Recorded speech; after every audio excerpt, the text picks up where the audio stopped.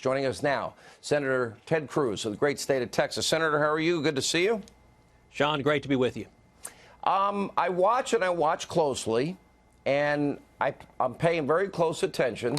It's now every second, minute, hour of every day hating Donald Trump, and then it's the new Green Deal, and It's socialism at a level we've never seen before, and with a predictable result, correct? Look, the debate last night. Take a sip of water. By the way, that's your Marco Rubio moment, just in case you didn't know. It happens. Don't worry about it, Senator. It's okay. But the thing is, when you look at the Democrats, you pay close attention, they seem to have a few agenda items. Hating Trump, new Green Deal. Yep. Look, the debate last night, the clown car is broken.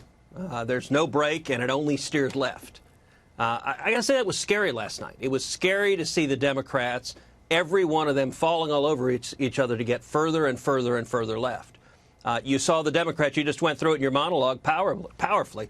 You saw them embrace late-term abortions. You saw them embrace 70% tax rates. You saw them embrace socialism. You saw them tell the American people they want to take away everyone's health insurance. And you saw them embrace open borders. One of the most disturbing exchanges is when several of those candidates began saying they wanted to eliminate the provision in law that makes it illegal to cross the border, that makes it a crime to cross the border illegally. Now, Sean, as you know, last month, we apprehended over 144,000 people in the month of May crossing illegally. Well, the Democrat solution to that is, well, let's not make it a crime. There we go. The problem goes away. That is open borders. It's irresponsible. And it is sadly where the Democratic Party is today. You know, how did we go from supporting Obama's position to it's immoral? And, you know, the guy that you knew, Robert, Francis, Beto, whatever his name is, literally is saying tear down the walls.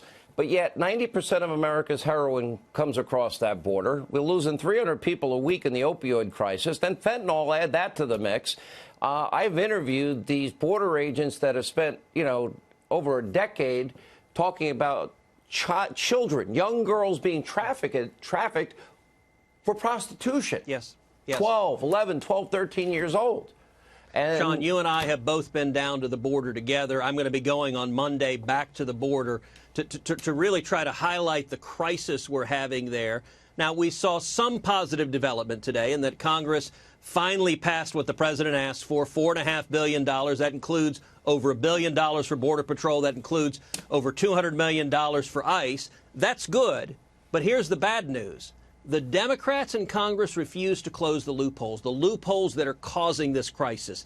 They refuse to do anything to fix the crisis. And what that means, I'll tell you one of the most disturbing reports I'm getting, Sean. I'm getting more and more reports from law enforcement of cartels and traffickers renting children, because the idiotic policy that the Democrats have put in place is if someone shows up with a child, that they're allowed to stay. They're allowed to go free. And as a result, you're seeing little children who are they're finding more and more instances where they're with adults that are not their parents, that are not their family, that are strangers to them, but the child is essentially their get-out-of-jail-free card. That is cruel to incentivize kids being abused like that. And you know what? The Democrats on that stage, the Democrats on the stage right now, not a single one of them is willing to do anything to fix it. Okay, so open borders and amnesty is the big part of their agenda. I don't even think the issue is about abortion. When you say no restrictions on abortion, then we get into what happened in Virginia and all these other states where they talk about during birth. It's not abortion, it's infanticide or post-birth infanticide. Yes. Then we've got a 70% top marginal tax rate for individuals, 90% for corporations. How many people has Texas taken in a year now in terms of gaining population? Wasn't it close to 400,000 in the last year or two? We get over 1,000 people a day moving to the state of Texas. Why? Because that's where the jobs are. Yeah, just they're don't bring fleeing your dumb states like policies from California, with states you. like New York. Yeah, I know. Wait a minute. So Mike Huckabee says on the show the other day, now, if you're taking a U-Haul from California to Texas, it's about $1,600. I had not heard this. Yeah. But if you're returning it, you're basically doing U-Haul a favor, It's $400, but it's probably negotiable. They might give it to you for $100. Mike is exactly right. And for a long time, the price differential going to California versus going to Texas, it's been about a 300% price differential at U-Haul. That's been true for years because everyone is fleeing the sinking ship as you have the crazy left jacking up taxes, jacking up regulations. They're just and welcoming people coming illegally. And the job producers, the small business owners, are fleeing the state of California.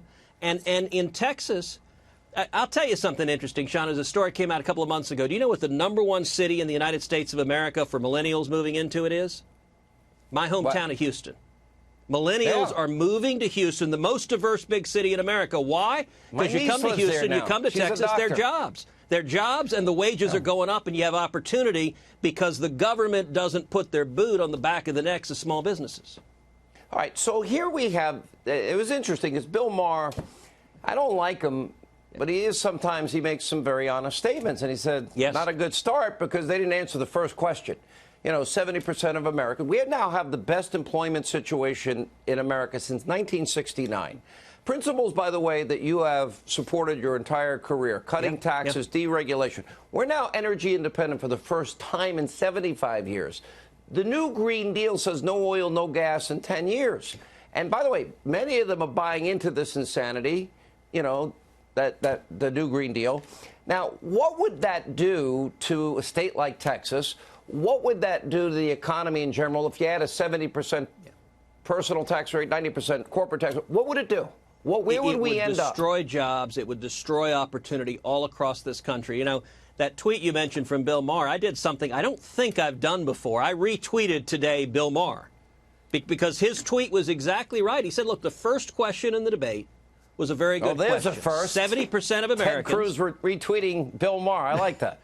But he rightly pointed out, you just said it. He said, look, 70% of Americans say the economy's doing well.